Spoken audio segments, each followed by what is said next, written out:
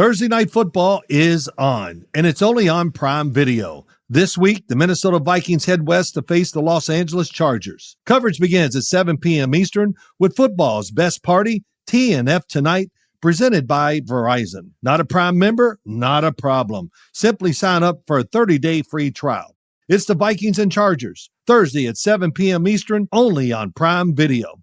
Restrictions apply. See Amazon.com/Amazon Prime for details. Every team, every topic, everywhere. This is Bleav.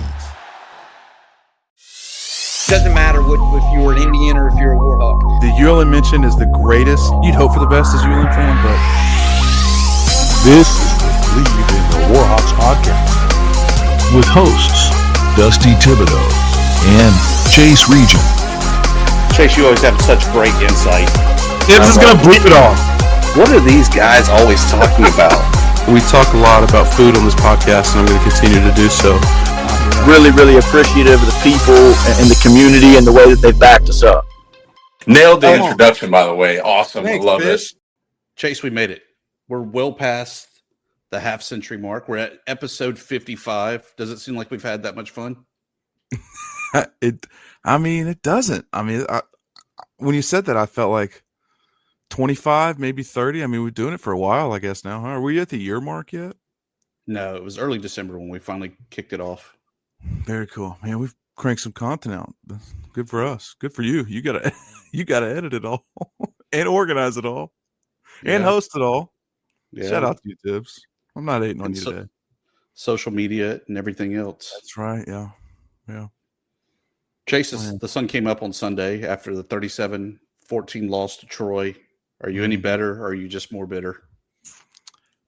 I'm just more bitter. I'm just deeply, deeply bitter upset about how much potential and where I was 8 weeks ago thinking about this team and then where I am now. But I guess Pity Party isn't great radio, so maybe I should perk up. Do you remember the conversation we had? And you thought I was crazy when I said I don't hit the panic button until we hit 7 losses. That's decades of getting beat down, Tips. That's decades of it. So welcome. You're getting closer. I guess so. A guy we still got to break in though. This is the new sideline reporter, post-game show, women's basketball. Yeah. Soccer commentator. And next week, color analyst, football color analyst. Yeah. He's in the booth next week. The one and only Josh McGehee. McGehee. That's like the old running back. McGehee? Did they spell it like that, Josh? No, I was going to say, I don't know what my ancestors were cooking up back in the day, but they spelled it like that. And then they said, nope, we're going to go with McGee. And, 3 decades of my life now, I've just been confused looks when I have to tell people, nope, it's just McGee. Same, Josh. Don't worry about it. So, but no, I was going to say, I wish I was as cool as Will McGehee. That would be great. But thank you, guys. I'm excited to be hanging out with you. The elite of the elite, no place I would rather be here on a Sunday night after what was such an optimistic weekend. Oh, Josh, well, thanks for joining us. It's been a pleasure having you on the radio team this year, man. We've had a solid group for 3 years. When you add somebody, you're always just kind of wonder how they're going to be, but you've been great. You've been way more professional on the sidelines than I ever could dream about being, and I'm excited to hear you in the booth this weekend.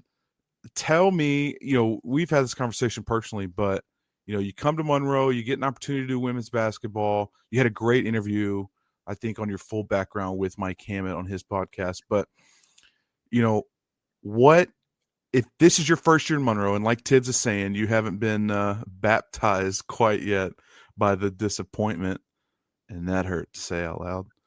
What do you think of this team, especially after yesterday? You had the ability, you were in the booth helping call the game and do Sunbelt reports. How do you feel? And you've been on sidelines this year. Like, what's your summation so far halfway through the season about this team?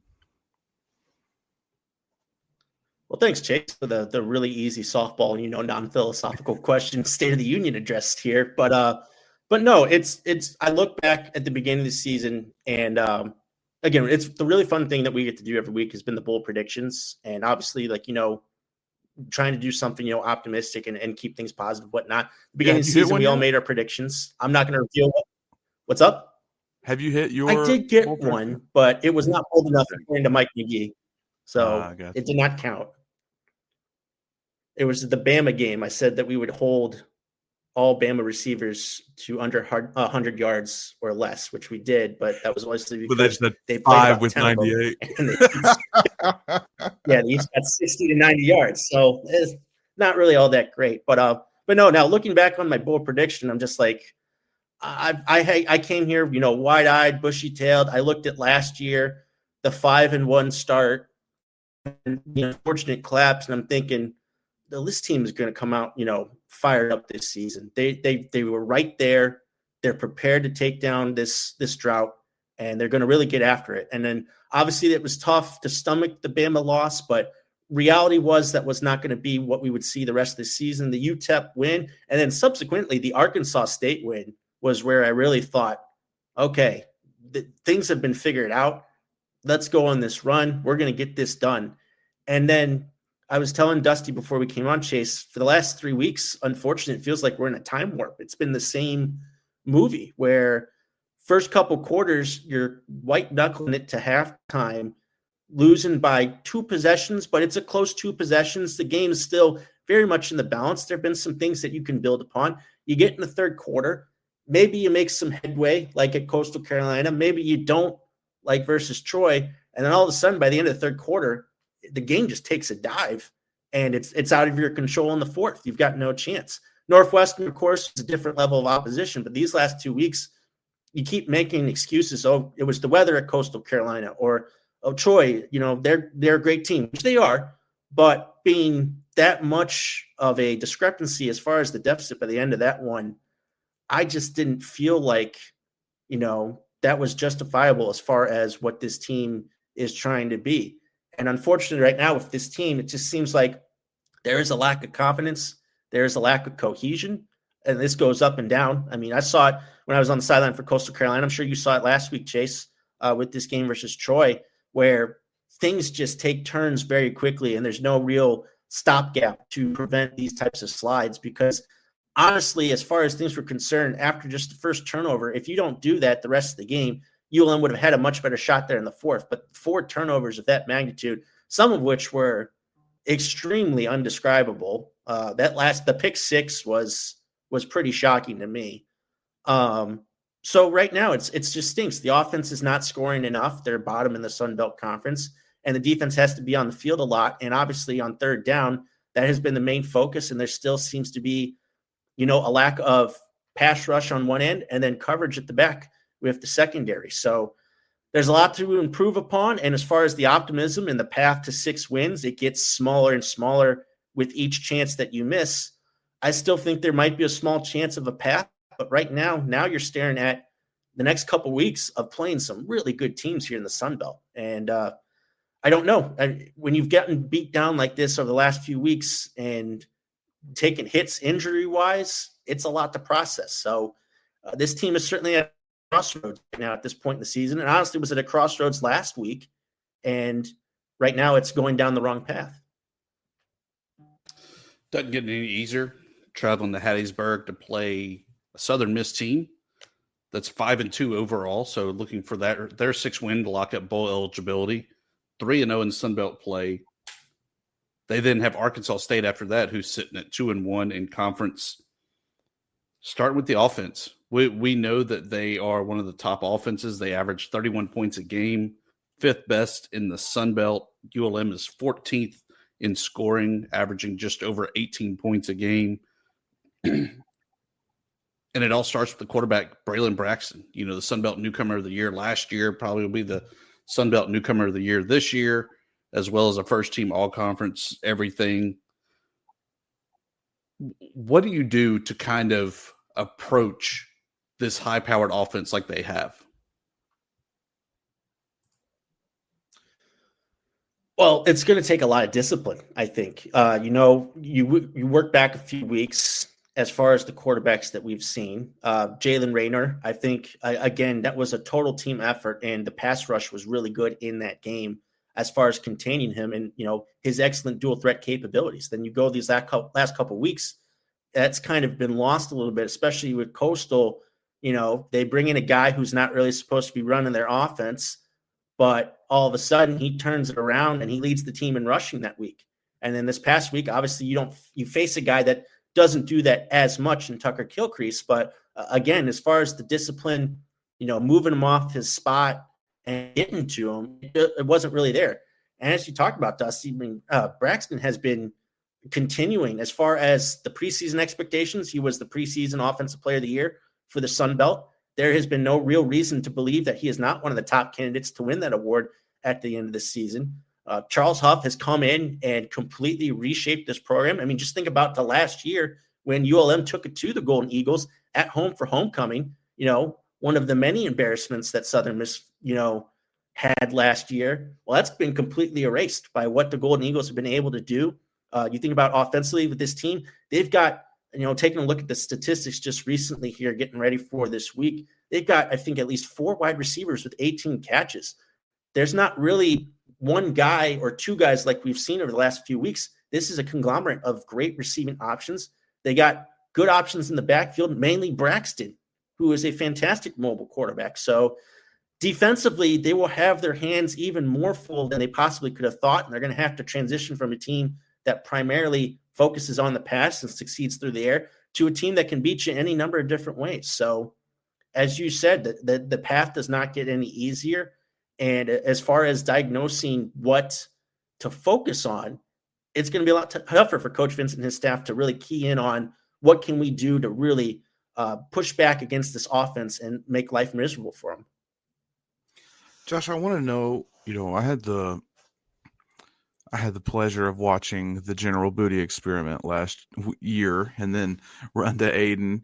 But this year, from your perspective, I don't think that ULM's at a place where they can, that's a great question from Tibbs to ask, like, hey, what do we do on defense against Southern Miss? But I still think ULM's trying to figure out how to play foundational football on offense. Do you share that sentiment? Like, what have you seen this year that they need to fix on that offense to get it going here?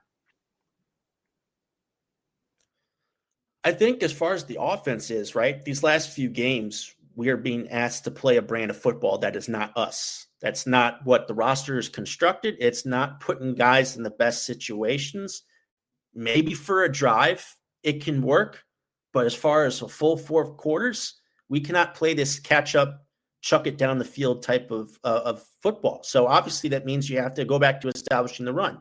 Now, the problem is it's not taking a rocket scientist to figure out that that's what ULM wants to do. And teams right now are either stacking the box or they are identifying plays, but in particular, what ULM have kind of continuously run. It happens, it seems to me, at least a lot, where ULM will run the same type of play 2, 3, 4 times in a game. And after a certain while, if the team is any sort of talented on the other side of the field, they will figure out what's coming at a certain point, or at least be able to diagnose the options of that play. So I think what needs to happen is the creativity needs to be stronger on first and second down. Now, that doesn't mean that we have to pass it on every first down to mix it up. That's not what I'm saying. What I'm saying is that as far as picking up wins on first and second down and staying ahead of the sticks, that is, I think, the biggest problem as far as the offense not being able to move the ball early. Because by the time then that we've had a couple of drives stalled, the other teams have scored, and now forget the game plan. We have to go into this mode of catching up. So we got to get out to a start. I've been talking about it. We've been undefeated when we lead at halftime this season. So as far as running the ball more effectively, but mixing it up on first and second down, we had some of those really nice plays. We had those like delayed draws that worked this week. That's good for a play or two, but it can't be third, fourth, fifth, run through again, because teams will start to figure that out, So I like to see from Zach Palmer-Smith stepping in for Bam this week. Dorian Lewis has looked great. You think about the long run at UTEP. Haven't seen as much of him as of late. just giving different looks, putting different backs in, just making the defense have to consider different options. Hunter Herring now, as we've seen, has thrown a couple of times on some plays, which has been working. I mean, it worked against Northwestern for a big RPO play. It worked for the touchdown here this past week versus Troy when it was the toss, and then he threw it to Trujillo for the touchdown. So continuing to do that, I think, is what will help this team be successful early on. And then when you're ahead, you dictate the flow of the game, and you can play your type of football. Yeah, the offense gets no favors this week with Ian Foster. Stop me if you've heard this before. A Marshall transfer at Southern Miss. He's got 2 sacks at the safety position, 85 tackles to lead them in tackling. More importantly, he's got 2 pick sixes, including a 99-yarder at App State and a 49-yarder against Jacksonville State. I think that right there puts a lot more emphasis on this run game, like you said, that we've got to get back to what ULM does, and that's run the football really well. But I think one thing we've seen, there just have not been the running lanes from this offensive line here these past few weeks. Again, do you think it's that the defense has caught up, or is there an issue internally with this offensive line not able to really perform under the pressure? Different bits and pieces. I think offensively, with the line, continuity is always the biggest thing. And over the last few weeks, ULM have lost a couple of different linemen, specifically at the left guard position, having to rotate in. I think it's up to at least 3 different names now at that position. With respect to Elijah Fisher, having had to make the transition center this year is a huge task, even for someone as experienced as him. You bring in guys, from the transfer portal and other places to fill in some of those other different parts of the line. Q McBroom has been not only beat up as far as the injury front, but also, of course, has had a tough time with penalties. And penalties has been a huge part of the offense as well, stalling. They've shot themselves in the foot way too much, and this isn't even your garden variety holding and whatnot. Some of these personal foul penalties and whatnot have been real drive killers. So from that standpoint, yes, I think the offensive line early on has success, especially keeping Aiden Armenta upright. We've seen that kind of tail off a little bit here in recent weeks as well. So that unit, of course, I think could stand up as far as, pushing bodies, making the running lanes more accessible to these running backs. But I do think it's going to take a combination of the players and the plays as far as just catching defenses over pursuing or thinking something's going to happen and using that kind of a surprise to their advantage. I've seen us run a lot of eye candy, I think, in some plays. Again, jet sweep motions and that. I would not be afraid to utilize more of that. I just think that you have to kind of get out of your comfort zone slightly in order to get the defense out of their comfort zone. Because as far as from what I can see, especially these runs up the middle and, outside zones to the outside, I think defenses are really starting to pick things up a little bit as far as what ULM like to do. Now, granted, when they can execute and they do them, these plays work. We've seen a lot of big gains still from this offense running the football and through the air. But as far as just, again, sustaining that over 4 quarters, there have got to be some changes, I think, from the sideline and on the field as far as what they can do to mix it up right now. Chase, let me ask you this. You've been a guy that's been in the trenches. Mm-hmm. Is there such a thing as kind of getting in the funk there, like where you're just going to hold every play because whatever's in your head? And I say that, and I mean, you kind of laugh, but kind of like a yips type thing where that's you kind of lose your technique. I don't know if you necessarily get the yips. I think now I know they gave up 4 sacks this week. A lot, like I had said yesterday, Tibbs, in our post game, that to me was a lot more coverage sacks than it was just men whooping you off the line. And I don't think you've necessarily seen a bunch of that. You didn't even see that at Alabama. You didn't see these guys just get tore up from pass rushers. I think that's when you get the yips, okay? And when you give up a sack, I think about the meltdown that ULM versus Kentucky was in 2015, I think. And we gave up like 9 sacks that day. I mean, it was miserable. And that's when you get in your head when you're like, oh yeah, this kid's just going to run by me and sack the quarterback. So I don't necessarily think it's that. I think I resonate a lot with what Josh is saying. I think it's a lot of scheme wise. I don't think everybody's being put in the best position, or it's being really, repetitive. It's really being real mundane. And so you're kind of not put in a great position. You've got heavy boxes, of which we've seen a lot. I mean, we saw a lot of cover one yesterday on our own 20. I mean, they were saying, yeah, you're not getting this drive started, and we're going to show you that you can't throw the ball over us. And the tough part is they were right a lot of the time. So I think it's just, I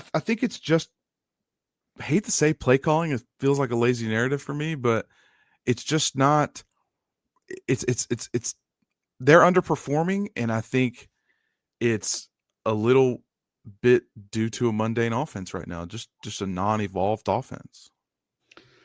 And I really don't know the answer when I ask this, and y'all may not know this either. Who's in the coach's box offensively that would be able to have kind of the eyes in the sky to make these type of adjustments? And do you feel that maybe it's a communication issue? I don't know, Josh. Do you? Well, there's obviously some communication issues. We're at the point in the season where we're still having to call timeouts. Burn timeouts. And as things have progressed, it's become more and more clear how much of an issue it actually is. Because if things are rolling and whatnot, and you burn a timeout here and there, it's going to get lost in the struggle as far as the game is concerned. But when you are struggling as an offense and in specific situations, again, when you have your pseudo emergency kicker / short yardage guy go out and there is no real contingency plan, you're on your plan E, plan F at that point. It would sure be nice to have a timeout in that point, but they didn't. And it just goes back to and I don't even know how deep that goes as far as, how elaborate are these plays? What is the communication like? Is there anything going on the sidelines? As you asked, Dusty, what's up in the booth as far as seeing it from an elevated level? I'm not entirely sure, but that just adds more pressure to the offense where it feels like, you have to do everything perfect in order to just move the ball just a little bit. Because then if you're off with your timing, if you're off of personnel, if one guy runs onto the field that shouldn't, one guy, all of a sudden the entire system breaks down. And we're seeing that more and more. And I would even extend that. That's everybody right now. The pressure is on the offense to perform better, but they don't. Then the pressure then falls on the defense to get some stops, but that continues to ramp up. And of course, this overall pressure with special teams because everybody's out and you're trying to just come up with some little bit of a situation. That's something that is very much out of their control as far as what the injuries have left them. So they're left scrambling there, but that just puts more pressure on both units as far as, listen, we may have to deal with the short yardage on the defensive side of the ball. And then offensively as well, we may have to go for it so much more, which means you need to get ahead of the sticks, put yourself in 3rd, 4th, and short. And when that doesn't happen, you're left with sometimes converting on 4th and 11, like we did for the touchdown, but other times not making it. So it's a lot right now as far as just the burden that has been placed on everybody to come up with solutions to what seemed like, at least in a vacuum, simple problems. Yeah. And the 4th and 11 was awesome, by the way. But Tibbs, when I think about it, of who's in the box, obviously he doesn't have there's no OC, right? Usually an OC's in the booth calling the plays. The plays right. Gets relayed. He's on the field. Right. And so he's on the field. You've got your quarterbacks coach on the field. You've got your running backs coach on the field. I know line coaches on the field. Line coach on the field. And so I don't know, I know they've got a small offensive staff to begin with comparatively to some of these robust offensive staffs that we see. But I don't know who's able to make that adjustment. And then like you're saying, a lot of this, I think this is an easy fix, and maybe there's something we don't know, guys, to be fair, but you fix a lot of those play calling issues when somebody's got a bird's eye view, being able to look down and see a completely different story than what you are. Because really you can't, you're on the sidelines, you're in the game, sure, but you can't necessarily observe like you can up in the booth. And I'm saying that from experience of radio, right? Like I'm much I'm able to read a defense better. I'm able to see what's going on with a general sense of the field upstairs when I'm in the booth. And then you go on the sidelines and you're maybe able to, see a few and hey, maybe BV can do that. But I mean, it's just bit him in the ass repeatedly of operations. And that's just a simple, I think, structure thing at this point. And so I think he's really got to answer some questions as we continue to move forward. If this is a continual problem, as we saw it play out all last year there too. Yeah, and we'll see how the adjustments make its way down the stretch here, because it's really I wouldn't say quite do or die time, but the hand's hovering over the panic button for sure. Thursday Night Football is on, and it's only on Prime Video. This week, the Minnesota Vikings head west to face the Los Angeles Chargers. The Vikings bring relentless determination. The Chargers counter with incredible speed and firepower. 2 high-octane offenses, 1 primetime stage, and no room for mistakes. Coverage begins at 7 p.m. Eastern with football's best party, TNF Tonight, presented by Verizon. Not a Prime member? Not a problem. Simply sign up for a 30-day free trial. It's the Vikings and Chargers, Thursday at 7 p.m. Eastern, only on Prime Video. Restrictions apply. See Amazon.com/Amazon Prime for details. Shifting gears, though, Josh, women's basketball, that's your new baby. Why you're here on the Bayou. Tell us a little bit of what your thoughts are on Scotty Fletcher, who is hands down my favorite coach. I love the guy. Chase, he sent me a great note that basically said, I'm sure if you shot free throws enough again, you might actually be able to hit them.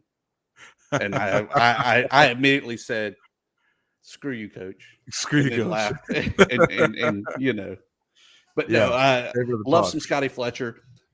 This is to say that this is a new team. It's a new program. I mean, hell, all the way from the radio guy to the trainers is going to be new. How do you kind of tackle getting the information on this team? Yeah, guys, that's going to be the tagline that I'll take with me wherever I go. We are the newest team in Division I women's college basketball from every which way you look at it. And while there's a lot of uncertainty there, in a few weeks' time, we'll start getting some answers. And I think what folks are going to really like, again, like you talked about, is head coach Scotty Fletcher. I mean, Southern gentleman, Southern hospitality in a nutshell, honestly. From the moment that he was in on my interview and we made our initial connection there, as far as what we think about the game of basketball, what we think about people and how people should be treated. And from that standpoint on, it's just clicked. I'm at practice every week. Sometimes practice is going on and he'll step off the floor and come say hi and sit with me for a few minutes. And I'm just like, Coach, don't you want to get back to practice? But it's those relationships that are important to him. It's relationships with his players that have led to a large amount of players who have played for him before. And I'm talking like not just last year. I'm talking like 2, 3, 4 years ago. Players who have reconnected now and have come to Monroe to be a part of this program because of him and because of this coaching staff, and have integrated themselves here over the last couple months and have really enjoyed the community. I keep hearing, last couple of weeks, players mentioning their favorite food spots now. So it's been a really positive experience with this team. And I think what people are also going to like is that it's truly team oriented. As far as, identifying who's going to be, a 20-point game scorer, who's going to be averaging double-digit rebounds and whatnot, I'm not there yet, because I think what this team is going to do and how they're going to succeed, it's going to be the sum of their parts. It's going to be, 5, 6 different players averaging, between 8 to 12 points per game. And it's going to take the entirety of the team to deploy the defense that Coach Fletcher wants to provide. They want to press. They want to get after people. They want to be in your face, and they want to turn you over, and they want to get as many easy buckets as they possibly can. And they brought in a collection of players, from the JUCO level all the way up to D1, even from players who just played in the Sun Belt this past year. A couple players from App State, a player from Georgia Southern who know this league and have played in it and have succeeded in it. They're going to be part of this conglomerate of players that are going to play hard. They're going to play tough. And it's going to be a type of basketball that you can kind of wrap your hands around, give it a hug, and be happy that they represent ULM. Very cool. I want to know, obviously Scotty was a great interview, really nice guy. Also sent me a care package, Tibbs. Not talking crap, but he did. He did send me something, and super grateful for it. Immediate #1 coach. I mean, love him. But Josh, I want to know, who is he in practice? He seems like a fired up guy. He seems like a passionate guy. Does he carry that on the court? And do you think that that'll carry on through his players for the season? Yeah, Chase, I think that, as far as going back to when a very, very long time ago, when I actually played sports instead of calling them, not quite when it was black and white, but a very long time ago, I remember the coaches I had and what coaches I connected with and how I was made better as a player by what they tried to implement. And I look for that now in the coaches that I cover and, watch their teams and whatnot. And the cool thing about Coach Fletcher is you can see, again, the emphasis on the relationship with the player. It's not going to get in the way of coaching moments. And I've seen Coach Fletcher not chew people out or get crazy or anything like that, but coach, actually get down to specifics, work through things, identify problems, fix them quickly, and continue on with practice. But I've also seen those loving moments of hype, of excitement when players are executing, when things just kind of click, even for just a moment, when the team at least has moved 1 inch forward as far as getting better for the day. That's a lot of what he talks about, is just, the incremental steps of getting better and showcasing that progress, celebrating it, in those moments, but never truly being satisfied with that small improvement and to continue to strive for even more greatness is really a big part of what him and his staff, of which he's built, is what they're trying to emphasize with this team. I've been in a few film sessions with them where they really break things down as far as, effort, execution, communication, which has been a big part of what they've been trying to preach.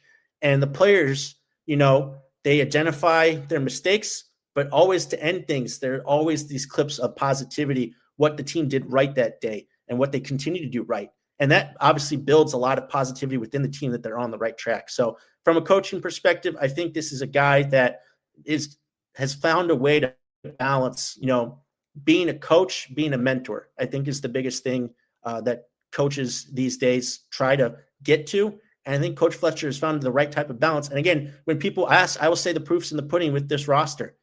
So many people that are familiar with him, but also somehow still bringing in a large group of players that don't have any connection to him, don't have any connection to Monroe, and yet they're here because they buy into his message and his style.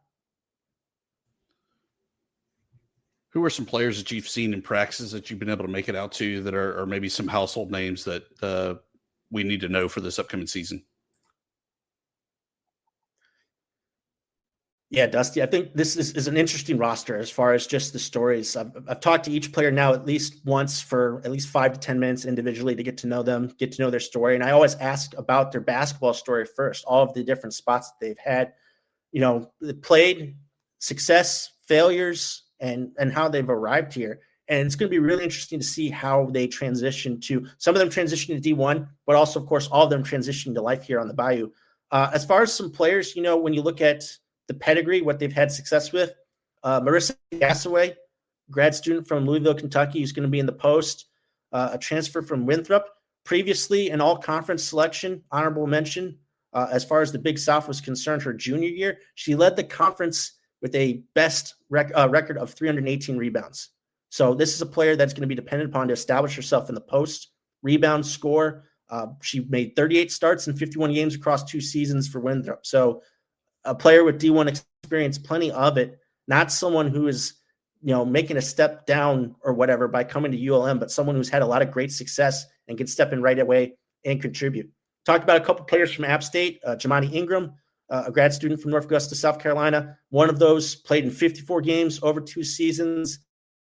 Asia Ennis, another transfer, averaged nearly 4 points per game, but was big on steals, was big on assists, someone that can kind of fill those glue parts of the game where other players maybe are not focused on as much. She also had previous experience at George Washington. A couple players from the A-10 with this roster. Macavia Shavers was just at St. Louis, where 2 seasons ago she played a role in that team winning the women's NIT. So experience, making a tournament run, winning a championship of sorts. She also had a 20 rebound game while she was at St. Louis. So I think the important thing is these players are not just bit part players. They've had lack of opportunities. These players have thrived in these situations, but are choosing to continue their career here. And I really like, again, this post group that's coming in. I think it will be a real big part of what they want to do.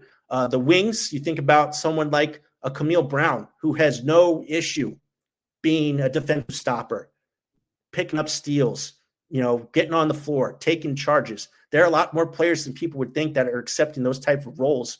And then you got some shooters. You got someone like Caitlin Chomko, who comes from Robert Morris. You got someone like Abby Leahy, Vanessa Schwarzman, as far as being players who've had success at lower levels shooting from downtown. So that will help spread defenses out and will give more room to what I think is primarily going to be a driving team and an aggressive team as far as taking teams on inside with the post and with the guards and wings. So there's a lot to be intrigued about as far as these previous stops for these players. The fact that they've had experience, they're not just players who maybe played 5 to 10 games and are transferring because they have not had any real opportunity. These are players that are coming in who bring a wealth of experience. It's all upperclassmen. There's no freshman, sophomore on these teams. So these players have been around, and they're really hopeful of putting it all together and putting on some good shows here over there at Fan Union Coliseum. Crazy, because I think, Josh, we were talking about this at Coastal even. There's 14, 15 girls right now on the roster. If all plays out, and next year, I think there's 2 returners that come back. The rest graduate. Yeah, that's obviously the other side of the coin as far as what to do with this program. And give credit to Coach Fletcher and his staff for at least building out this team. It's not thin. They've been able to fill out all the roster spots. They've added different types of players to fill those specific roles.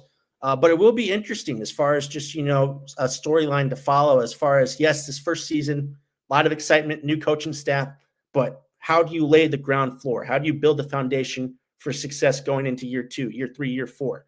So as far as those conversations, I haven't had too much as far as the endless, recruiting battle. Recruiting is a, 24/7, 365 days a year type of process, essentially.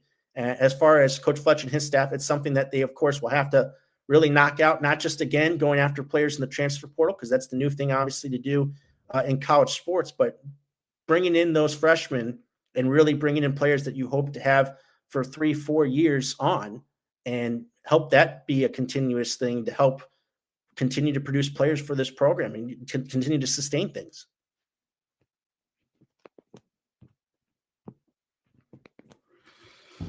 Awesome stuff. Josh, we always talk food here as Chase so loves. What's the go-to spot for you there in Monroe? Oh boy. Putting me on the spot.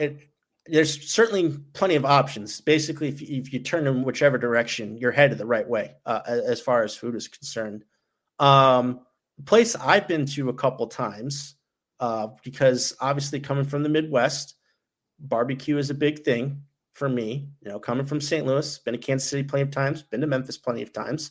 I have really enjoyed Denkin Trail, which is on, I think, Desert Street, a little bit past Waterfront Grill, also a good spot. But I've been to Denkin Trail now a couple times, and the service has been great. The food is even better, at least in my opinion. And it's a place that I think will be in my regular rotation at least once a month. I've really enjoyed it there. Shout out to Denkin Trail, Tibbs. I think that's the first, Josh. I love Denkin. So. Underrated for Denkin. Sure. Yeah. It's closer for me to go to Magic Grill for the roast beef po' boy, but out at Denkin, beef po' boy, nothing beats it. Yeah, the only problem is, I'm Texan, Josh, so barbecue wasn't really what I was looking for in there. Gotta encourage you to go to Jack's Smokehouse. Very good sausage at Jack's, some of the best I've ever had. And then right down for the road from Denkin Trail is a little spot. It looks a little disgusting, okay, but it's very good. Raised PG. Get whatever po' boy, get the burger, whatever you want, dude. Get an extra gravy, Josh. Just trust me, okay? Just trust me. And you're right, Tibbs. This is my favorite part of this podcast. Unfortunately, I didn't have to. I had Delta Biscuit this weekend, and it was ooh-wee. I had it. Now, Chase, if I mention the name, are they gonna let me in or give me a 20% discount, or are they gonna kick me out? They're gonna say, "Who the hell is that?" I don't know who that is at all. The only place you got a shot at that is Parrish, and that's I love me some Parrish, man. Always love the food portion. And by the way, Magic Grill much better than Ray's PG, Chase. Oh man, I don't know if I can fight you because Magic Grill is one of my favorite places. Magic Grill on 18th is a restaurant I've eaten at the most in Monroe. But man, I mean, if you like to mix it up every now and then, dang, Tibbs, as I'm talking through this, I might agree with you, honestly. Magic Grill's just got it, dude. They just got it. Michael Rodriguez, big supporter of the Warhawks. Big supporter. Great guy. Really nice guy. Great chicken sandwich, Josh. Every time I go in there, Chase, I say, I'm going to order something different. I walk up to the counter. Beef po' boy cheese only, extra gravy, crispy fries. It comes out of you? Yeah, I do the same thing. It's the same. Like, you know what? I'd really like to try the fried pork chops. They look good. My wife loves them. That's all she gets there. And then I'm like, yeah, I can just get a double burger or with extra fries and then a cup of gravy, please. Josh, tell people where they can see more about you on the socials and when the first basketball game that we can hear you on is. Yeah, so if you want to follow me, I'm on Twitter. It's still Twitter to me. Instagram, on at Twitter, I'm at JCM Warhawk 10. That's where I do most of my communication as far as broadcasts, as far as right now coverage for ULM football. As Chase said, I will have the monumentous task of stepping into another McGee's shoes. Mike McGehee, I will try to do Mike justice as far as being in color for Mike Hammett here this weekend versus Southern Miss. But as far as first basketball broadcast is concerned, that's 2 weeks from tomorrow, fellas. That is on Monday, November 3rd. ULM will once again be back in the MAC Sunbelt Conference Challenge. They took the year off last year. They're back in it this year. Historically, they're 1-1. They're going to try to move to 2-1 and 2-0 at home as they take on the Eagles of Eastern Michigan. Tip-off is scheduled for 6:30. I don't have the details yet as far as when the pregame will be on, but when I get those, of course, I will encourage people to tune in. Very excited and incredibly grateful for the opportunity to be a part of this program, to get in on the ground floor of a brand new era, and hopefully contribute to its growth and continued growth here for ULM and for the greater Monroe community. So, again, follow along in the journey. Very excited, and things will get started here in 2 weeks. Also want to drop 1 week from tomorrow is the tip-off luncheon for basketball. Men's basketball coach Phil Cunningham and women's basketball head coach Scotty Fletcher, along with possibly maybe players as well, will be in attendance for those who purchase tickets. Again, going to be food, going to be a nice event. I'll be there talking with head coach Scotty Fletcher, getting people excited for the new season as well. So if you want to get an early access look as far as what to look for the season, you can stop by next week. Again, go online, check things out, information for the tip-off luncheon as well. Just know, to be a good color analyst for Warhawk Radio, you have to be bitter and grumpy. He's got to really fill the McGehee shoes, huh? He does. It's not just a name. It's a position that you have to fill. Yes. Might just have to throw out like 3 or 4 Chase Regian, burns or something like that to keep the quota up. Absolutely. Just knowing I can't defend myself and I'm just at home listening to you, I always appreciate those. Yeah, you're so nice. And Mike will be like, yeah. And then the fat guy that didn't travel with us this week, I hope he's in his AC. And I'm like, oh, geez, dude, thanks. Josh, I just want to say before we get out here, dude, go ahead. I was going to say, Chase will tell you my first ever road trip here for ULM period, the road trip to Alabama. It was Chase and it was Mike McGehee up in front for 4+ hours, just button heads. And at some point, Mike McGehee then turns and says, like, Josh, I just want to let you know we're actually good friends. We don't hate each other. And in the back, I've been laughing for hours. I had no inclination that these two hated each other. I thought they were the best of friends already, but it was just funny that Mike had to say it because they were going at it so much. Love that guy. And honestly, there's no crew I'd rather spend 5 hours with, driving at 5 a.m. with, and then smelling like shit and driving 5 hours back to 3 or 4 a.m, whenever the heck we got home. I just want to say, dude, that before we get out of here, I really appreciate the professionalism you brought to the booth. I really appreciate the preparation you do. Man, it's been a wonder having you. I'm really grateful that you are representing my alma mater well. And I'm excited to listen to some women's basketball because of you this year, dude. And just really grateful that you took the opportunity to come to Monroe. Well, Chase, again, thank you so much. The big key has been you guys have been so welcoming to someone who didn't have any ties to ULM prior to this. Was worried that would prohibit you guys from bringing me in, but it didn't, and I really appreciate that. And again, I've grown to love Monroe in the short time that I've been here, continuing to learn about this community, about this school, and about this athletic program. But it's been so much of a joy to get to work with you guys each and every week. Hopefully, the results start to turn our way a little bit more, bring even more positivity. But I always look forward to the week, no matter what, win or lose, as far as working with you guys. Thanks so much. And we appreciate it, Josh. And we'll catch you for basketball.